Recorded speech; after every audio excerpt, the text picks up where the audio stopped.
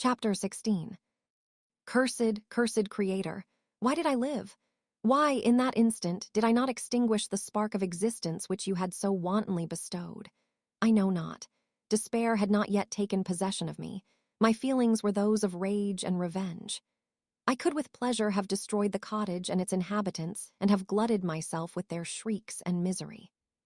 When night came, I quitted my retreat and wandered in the wood, and now, no longer restrained by the fear of discovery, I gave vent to my anguish in fearful howlings. I was like a wild beast that had broken the toils, destroying the objects that obstructed me and ranging through the wood with a stag-like swiftness. Oh, what a miserable night I passed. The cold stars shone in mockery, and the bare trees waved their branches above me. Now and then the sweet voice of a bird burst forth amidst the universal stillness. All, save I, were at rest or in enjoyment. I, like the arch-fiend, bore a hell within me, and finding myself unsympathized with, wished to tear up the trees, spread havoc and destruction around me, and then to have sat down and enjoyed the ruin. But this was a luxury of sensation that could not endure. I became fatigued with excess of bodily exertion, and sank on the damp grass in the sick impotence of despair.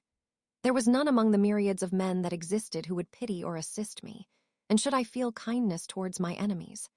No. From that moment, I declared everlasting war against the species, and more than all, against him who had formed me and sent me forth to this insupportable misery. The sun rose. I heard the voices of men and knew that it was impossible to return to my retreat during that day. Accordingly, I hid myself in some thick underwood, determining to devote the ensuing hours to reflection on my situation.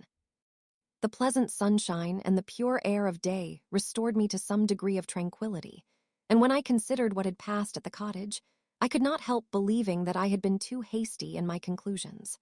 I had certainly acted imprudently.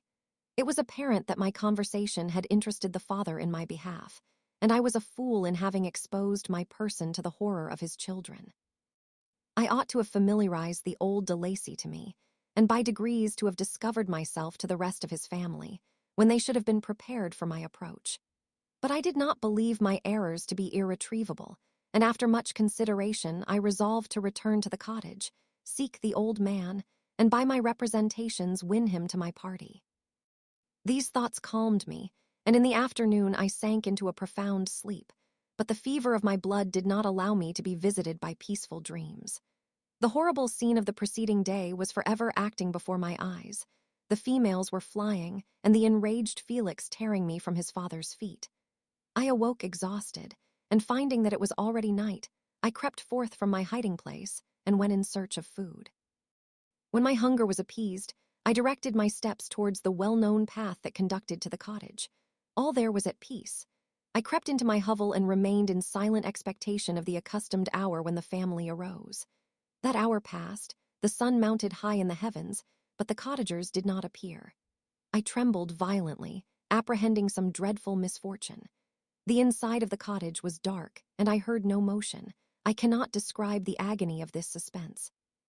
Presently 2 countrymen passed by, but pausing near the cottage, they entered into conversation, using violent gesticulations. But I did not understand what they said, as they spoke the language of the country, which differed from that of my protectors. Soon after, however, Felix approached with another man. I was surprised, as I knew that he had not quitted the cottage that morning, and waited anxiously to discover from his discourse the meaning of these unusual appearances. "Do you consider," said his companion to him, "that you will be obliged to pay 3 months' rent and to lose the produce of your garden? I do not wish to take any unfair advantage, and I beg therefore that you will take some days to consider of your determination." "It is utterly useless," replied Felix.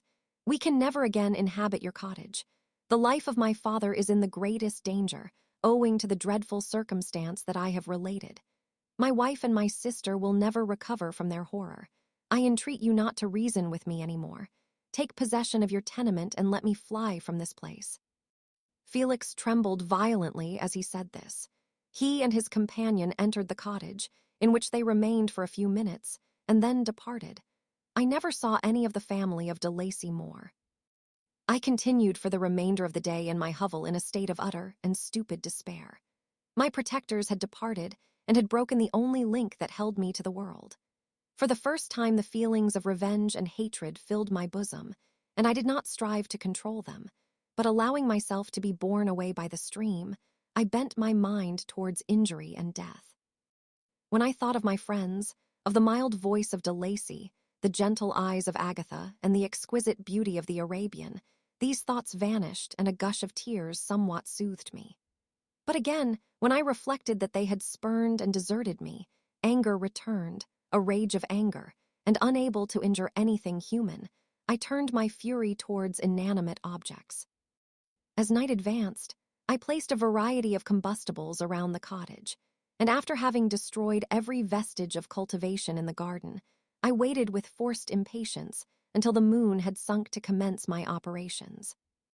As the night advanced, a fierce wind arose from the woods and quickly dispersed the clouds that had loitered in the heavens. The blast tore along like a mighty avalanche and produced a kind of insanity in my spirits that burst all bounds of reason and reflection.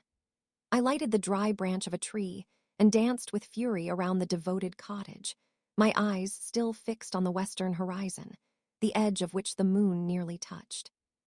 A part of its orb was at length hid, and I waved my brand. It sank, and with a loud scream I fired the straw and heath and bushes which I had collected. The wind fanned the fire, and the cottage was quickly enveloped by the flames, which clung to it and licked it with their forked and destroying tongues. As soon as I was convinced that no assistance could save any part of the habitation, I quitted the scene and sought for refuge in the woods. And now, with the world before me, whither should I bend my steps? I resolved to fly far from the scene of my misfortunes, but to me, hated and despised, every country must be equally horrible. At length the thought of you crossed my mind. I learned from your papers that you were my father, my creator, and to whom could I apply with more fitness than to him who had given me life? Among the lessons that Felix had bestowed upon Safie, geography had not been omitted. I had learned from these the relative situations of the different countries of the earth. You had mentioned Geneva as the name of your native town, and towards this place I resolved to proceed. But how was I to direct myself? I knew that I must travel in a southwesterly direction to reach my destination, but the sun was my only guide. I did not know the names of the towns that I was to pass through, nor could I ask information from a single human being, but I did not despair. From you only could I hope for succor, although towards you I felt no sentiment but that of hatred. Unfeeling, heartless creator. You had endowed me with perceptions and passions, and then cast me abroad an object for the scorn and horror of mankind. But on you only had I any claim for pity and redress, and from you I determined to seek that justice which I vainly attempted to gain from any other being that wore the human form. My travels were long and the sufferings I endured intense. It was late in autumn when I quitted the district where I had so long resided. I traveled only at night, fearful of encountering the visage of a human being. Nature decayed around me, and the sun became heatless. Rain and snow poured around me. Mighty rivers were frozen. The surface of the earth was hard and chill and bare, and I found no shelter. Oh, earth, how often did I imprecate curses on the cause of my being? The mildness of my nature had fled, and all within me was turned to gall and bitterness. The nearer I approached to your habitation, the more deeply did I feel the spirit of revenge enkindled in my heart. Snow fell, and the waters were hardened, but I rested not. A few incidents now and then directed me, and I possessed a map of the country, but I often wandered wide from my path. The agony of my feelings allowed me no respite. No incident occurred from which my rage and misery could not extract its food. But a circumstance that happened when I arrived on the confines of Switzerland, when the sun had recovered its warmth, and the earth again began to look green, confirmed in an especial manner the bitterness and horror of my feelings. I generally rested during the day and traveled only when I was secured by night from the view of man.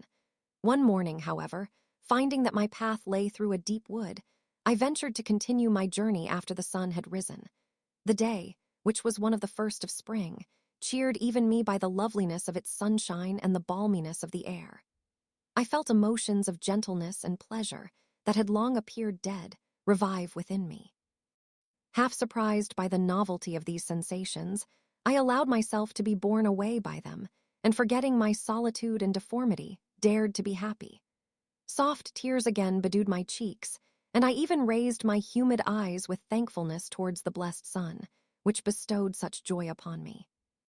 I continued to wind among the paths of the wood until I came to its boundary, which was skirted by a deep and rapid river, into which many of the trees bent their branches, now budding with the fresh spring. Here I paused, not exactly knowing what path to pursue, when I heard the sound of voices that induced me to conceal myself under the shade of a cypress. I was scarcely hid when a young girl came running towards the spot where I was concealed, laughing, as if she ran from someone in sport. She continued her course along the precipitous sides of the river, when suddenly her foot slipped, and she fell into the rapid stream.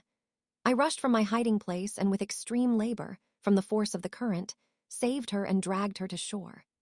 She was senseless, and I endeavored by every means in my power to restore animation, when I was suddenly interrupted by the approach of a rustic, who was probably the person from whom she had playfully fled.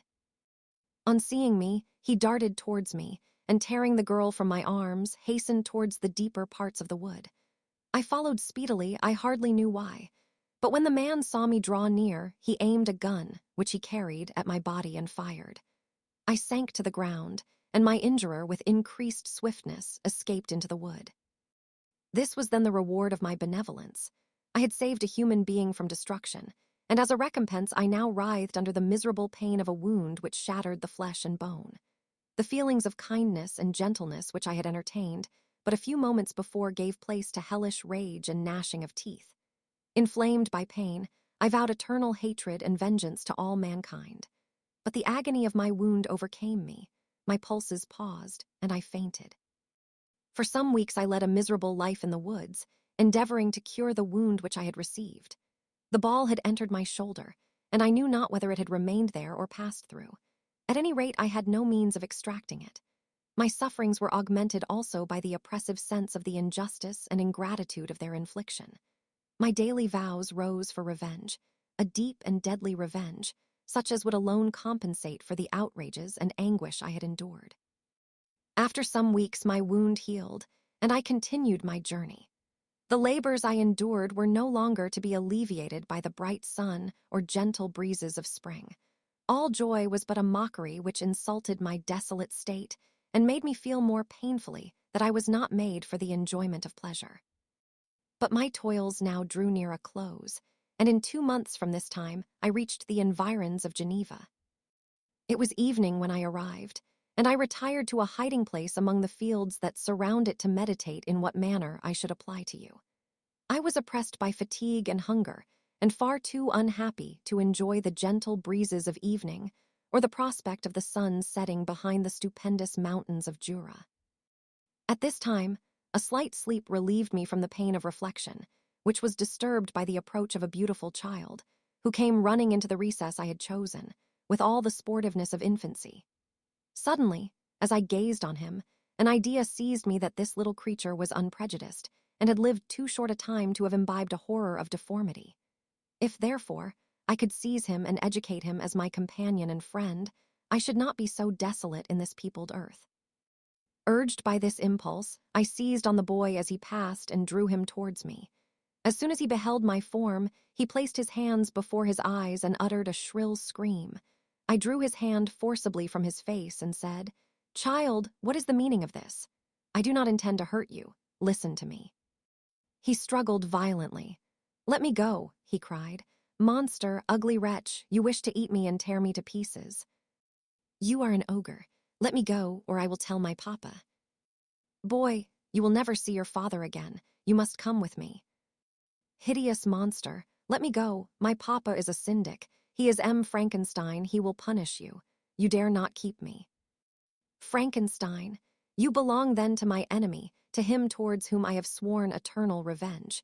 You shall be my first victim." The child still struggled and loaded me with epithets which carried despair to my heart. I grasped his throat to silence him, and in a moment he lay dead at my feet. I gazed on my victim, and my heart swelled with exultation and hellish triumph. Clapping my hands, I exclaimed, "I too can create desolation. My enemy is not invulnerable. This death will carry despair to him, and 1,000 other miseries shall torment and destroy him." As I fixed my eyes on the child, I saw something glittering on his breast. I took it. It was a portrait of a most lovely woman. In spite of my malignity, it softened and attracted me. For a few moments, I gazed with delight on her dark eyes, fringed by deep lashes, and her lovely lips. But presently my rage returned. I remembered that I was forever deprived of the delights that such beautiful creatures could bestow, and that she whose resemblance I contemplated would, in regarding me, have changed that air of divine benignity to one expressive of disgust and affright. Can you wonder that such thoughts transported me with rage? I only wonder that at that moment, instead of venting my sensations in exclamations and agony, I did not rush among mankind and perish in the attempt to destroy them. While I was overcome by these feelings, I left the spot where I had committed the murder, and seeking a more secluded hiding place, I entered a barn which had appeared to me to be empty. A woman was sleeping on some straw. She was young, not indeed so beautiful as her whose portrait I held, but of an agreeable aspect and blooming in the loveliness of youth and health. Here, I thought, is one of those whose joy-imparting smiles are bestowed on all but me. And then I bent over her and whispered, "Awake, fairest, thy lover is near. He who would give his life but to obtain one look of affection from thine eyes. My beloved, awake." The sleeper stirred. A thrill of terror ran through me. Should she indeed awake and see me and curse me and denounce the murderer? Thus would she assuredly act if her darkened eyes opened and she beheld me. The thought was madness. It stirred the fiend within me. Not I, but she shall suffer. The murder I have committed because I am forever robbed of all that she could give me. She shall atone. The crime had its source in her. Be hers the punishment. Thanks to the lessons of Felix and the sanguinary laws of man, I had learned now to work mischief. I bent over her and placed the portrait securely in one of the folds of her dress. She moved again, and I fled. For some days I haunted the spot where these scenes had taken place, sometimes wishing to see you, sometimes resolved to quit the world and its miseries forever. At length I wandered towards these mountains, and have ranged through their immense recesses, consumed by a burning passion which you alone can gratify. We may not part until you have promised to comply with my requisition. I am alone and miserable. Man will not associate with me, but one as deformed and horrible as myself would not deny herself to me. My companion must be of the same species and have the same defects. This being you must create.